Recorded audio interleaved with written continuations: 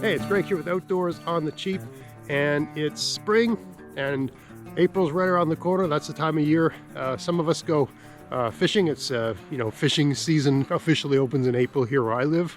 It's also the time of year people go in the woods and camp and do that sort of thing. So I thought I'd do a video about ideas for improvised axe sheaths, because you go in the woods for a few days, you're going to be making fires, driving tent pegs, doing things like that. It's handy to have some kind of axe. You can get by without one, of course, but if you're going, especially with a bunch of guys, usually one guy brings an axe, another guy brings a saw, that sort of thing. That way everybody isn't all loaded down, right? So, I mean, this is the sort of thing we think of when we think of an axe sheath. And this is great. This is an old one that I got when I bought this. It came with this axe, which I got for like, I don't know, 20 bucks. I've had it for years and it's a great axe. But nothing lasts forever, especially if you're hard on your gear. The leather broke where it bends to go. It's got a buckle here, and the leather broke where it goes into the buckle just from being bent over and over again, and probably not being oiled regularly and properly maintained by me. But it's fine because I actually like this system better. I got a little piece of just inner tube here, and it stretches, so when I want to pull this off I can just pop it off, right, and it's fine. Right, so I mean that's fine for this axe, and you can buy axe sheaths on the internet. That's fine. But what if you don't want to buy one? What if it's the morning of your trip and your buddy's coming to pick you up in an hour and you got no axe sheath? What do you do? Now, I mean, here's an axe sheath I made years ago with a deer hide that I actually sewed this myself, and I made this rawhide and took, it was a wonderful journey learning how to do all of that. And if you want to learn that, that's great. And there's lots of videos on YouTube I noticed. I sort of looked up axe sheath. And this is what most people show you how to do. Something like this. Something between this and this. People is showing you what to do. Which, I mean, that's great, but you can't do that in a hurry. I saw one design where a guy just flattened out like a tuna can and just tied it on. That'll work. That's a neat trick too. But there's some other tricks you can do as well. So I mean, here's something I made years ago. This probably took half an hour to make, I'd say, not even that. And the reason it took so much time, it's a piece of wood that I gouged a channel out of. And you could make something like this by gluing pieces of wood together as well. But when you gouge the channel out, right, just using a knife and a fine chisel, lots of different ways to do it. I think I actually used I didn't use a chisel, couldn't have a chisel this wide. I used a screwdriver, just dragging it back and forth, using a knife, right, to create the channel, and just a flathead screwdriver. I had this in a vise. That's how I made it. Then I just put this piece of inner tube around it and electrical tape the whole thing together. All right, so the axe just pops into it like so, and the elastic goes around the back like that, and you're good. And that'll stay on in your pack. I mean, usually when I'm carrying an axe, some guys like to hook it into their pack like this. I like it right in my pack, upside down, with the head down at the bottom of my pack. I like the heaviest part of my pack to be down at the bottom. I like the top of the pack to be light, the bottom heavy. So I have it upside down like this in my backpack. Okay. But anyway, this works just fine. But you can't do this in a hurry, right? This is great if you realize the night before that you need an axe sheath and you don't want to spend a lot of time doing it. And this will last years and years and years. But an even simpler approach is to do something like this. This is just a piece of cardboard, okay? And I've had this for years. It's just a piece of cardboard that I folded over the end of the axe, cut to size, and just taped together, right? So it's just folded over this way, and I just wrapped duct tape and electrical tape around it to reinforce it, right?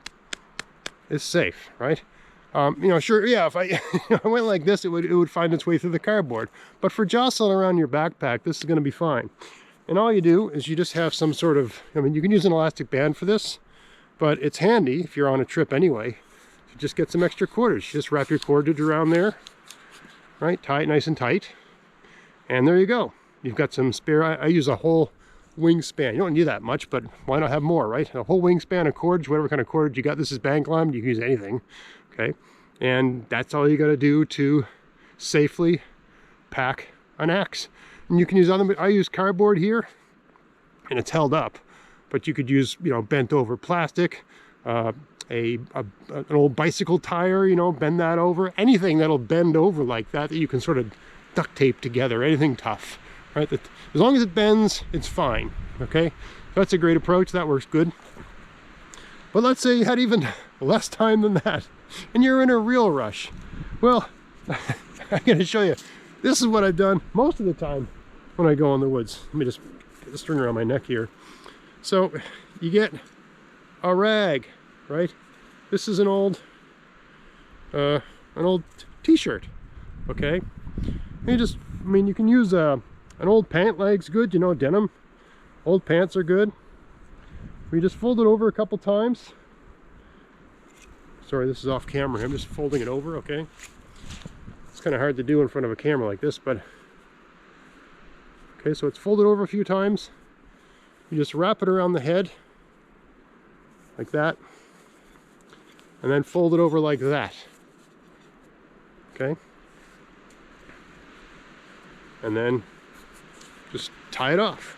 It's not going to come off because you've got to tie it around the narrower part of the axe, okay? Like that, right? So it's tied on, right?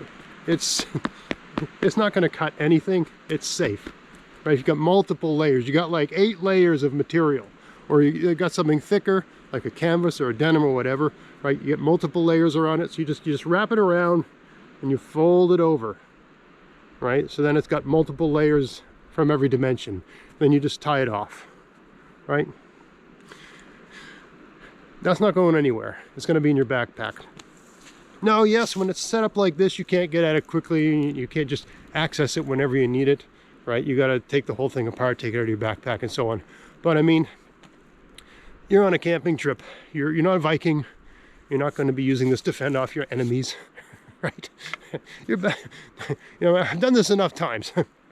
When you're on a trip, your axe stays in your pack until you're in camp. You take it out when you get to camp and you use it for, you know, making your campfire, driving into tent poles, bashing branches off of trees, whatever you're using it for. Okay, so the fact that it's like not, you know, ready to go, that doesn't matter. That's movies. That's movies, okay? You're hiking or you're on a canoe trip and your axe is there for when you're in camp to use for things like that, whatever you need your axe for. That's all you got to do, all right? So yeah, some simple, low-tech, super cheap, you know, this is the cheapest, right? Really easy to do options for axe sheath, for carrying your axe safely in a backpack. Someone's going to argue, I know, so I have to speak to this. Oh, that's not waterproof. You're going to get water on your axe and your axe might rust. Keep your axe out of the rain. Keep your axe out of the water. If your axe gets wet, dry it off. If it gets wet, stick it near the fire, right? Bring it in the tent with you, right? Get it somewhere out of the weather. Or worst comes to worst, you're in the woods for an entire week and your axe is in the rain every day, all day long and all night.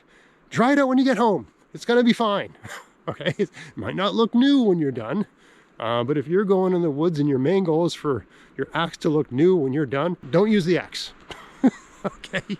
These are tools, they're meant to be used, right? And they get, you know, patinaed and they age. And to me, those are a badges of usefulness, okay? But yeah, even if it's wet the entire time, it's an axe, it can take it, okay? You can get home, dry it off. It's got a little bit of rust, take some steel wool or some sandpaper to it, whatever. It's not going to be a big deal. So anyway, just a few ideas for improvised axe sheaths. So I hope you found this interesting. If you did, please like, share, subscribe, and until next time, enjoy the outdoors on the cheap. Thanks for watching.